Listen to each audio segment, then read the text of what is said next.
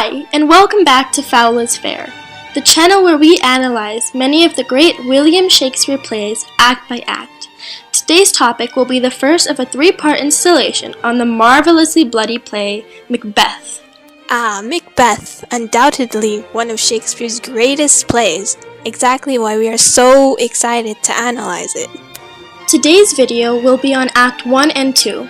Please note that in order to understand this video, you will have had to have read the first two acts in advance. Before we get started, make sure you like this video and hit that subscribe button to see more content just like this. Now, let's get on with the video. In our last video, we asked you guys to send in viewer questions you wanted us to answer for Macbeth, and we picked one to put our main focus on, as it interested us so much. And that question is, how does Macbeth's knowledge of his fate affect his life?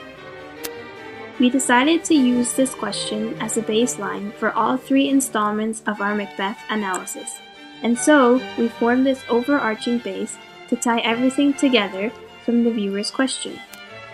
In Macbeth, Shakespeare constructs the idea that an individual's knowledge of fate impacts their actions, defining their identity and ultimately resulting in the destruction of character and the encompassing environment.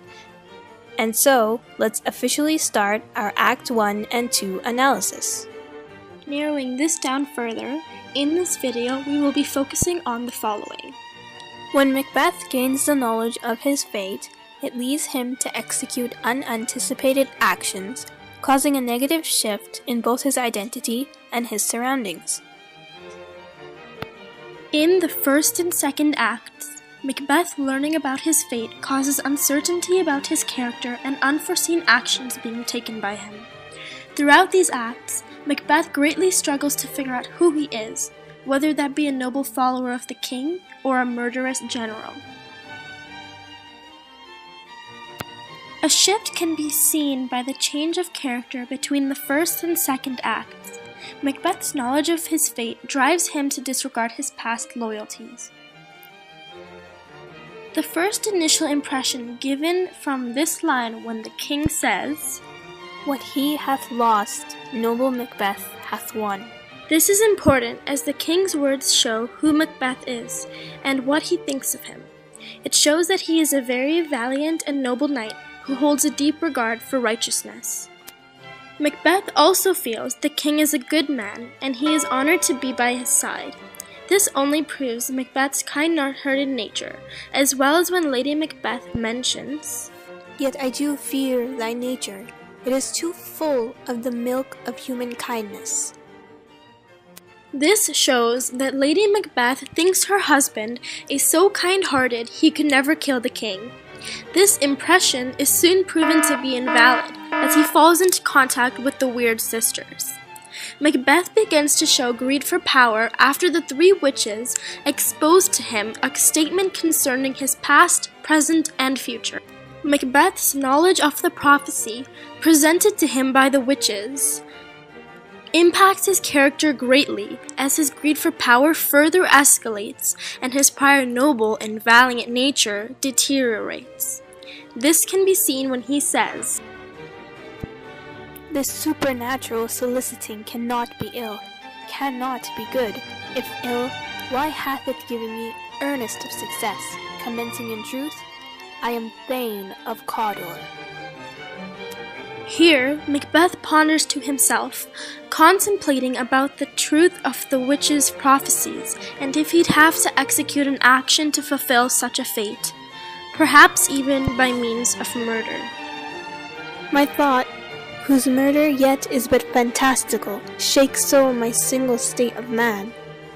Macbeth's thoughts about murdering the king conflict with his unstable character, and he realizes that the mere thought of murder shakes him so violently that he cannot seem to recall his prior identity any longer. His inner thoughts speak, yet he fears that what he has known about his prior self or his prior character is not correct. Macbeth is once again seen struggling with determining his character here. "First, as I am his kinsman and his subject, strong both against the deed. Then, as his host, Who should go against his murderer? Shut the door, not bear the knife myself. And I have no spur to prick the sides of my intent, but only vaulting ambition, which overleaps itself and falls on the other. This shows how uncertain he is about what he should be doing, what is right, or what will benefit him. His conscious mind ponders over the possibility of killing Malcolm in order to satisfy his black and deep desires of occupying the throne of Scotland after learning Malcolm is next in line for the throne. Eventually, Macbeth makes a completely out-of-character decision and kills the king. I go, and it is done. The bell invites me. Hear it not, Duncan, for it is a knell that summons thee to heaven or to hell. This is the precise moment in which Macbeth's personality flips, and it is all due to him being aware of his own fate. Macbeth largely tells how one's actions can greatly affect their lives, and the knowledge of their fate may not be as pleasant as it may seem. When Macbeth gains the knowledge of his fate, it leads to him executing unforeseen actions, causing a negative shift of both his identity and the environment to occur. The actions that Macbeth commits brings about destruction of himself and his surrounding environment. After Macbeth's evil doing, his surrounding environment and himself face negative impact after Duncan's death.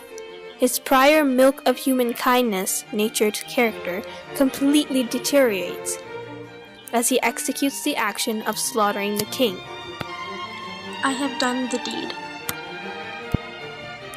Macbeth begins to torture himself and feels he shall sleep no more, for he has murdered innocent sleep, referring to the innocent being Duncan.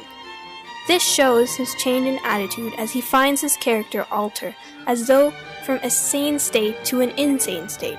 Macbeth's courage disintegrates as he becomes fearful about what he's done. He becomes fearful of himself, as he cannot apprehend what he has become. Will all great Neptune's ocean wash this blood clean from my hand?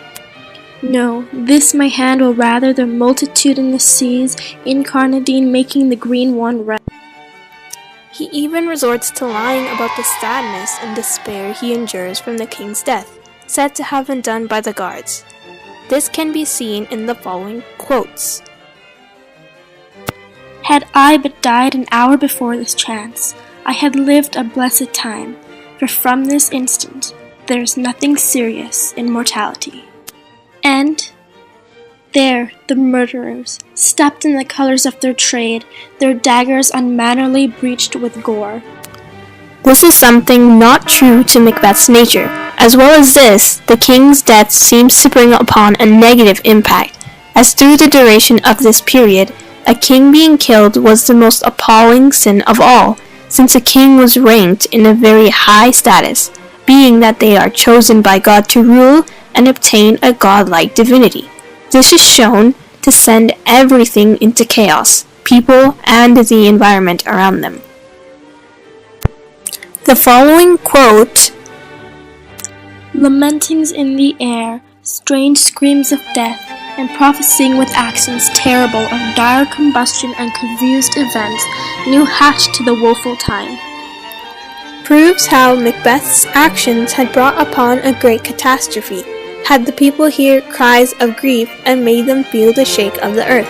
Malcolm and Donalbain also decided to take their leave, which abandoned the rest of Scotland, with no future king, as Malcolm was the rightful heir to the throne. Duncan's death had also seemed to take a negative effect on the literal environment, as seen by the pathetic fallacy found in the following quotes. Thou seest the heavens as troubled with man's act, and darkness does the face of earth entomb. It is also said that events were occurring out of their norms, as Duncan's horses ate each other and falcons hunted the owl when their usual prey was a mouse. All these events, described by Ross and an old man, prove the idea that Macbeth's actions had brought upon great misfortune to Scotland. Macbeth's actions will only further deteriorate his identity and the identity of other characters, along with the environment itself. That wraps up our Act 1 and 2 analysis of Macbeth. comment below, and add more of your ideas on Macbeth, as we always love to see your guys' opinions. Once again, make sure to subscribe to see our next 2 analyses of Shakespeare's Macbeth. Farewell, and remember, fair is foul, and foul is fair.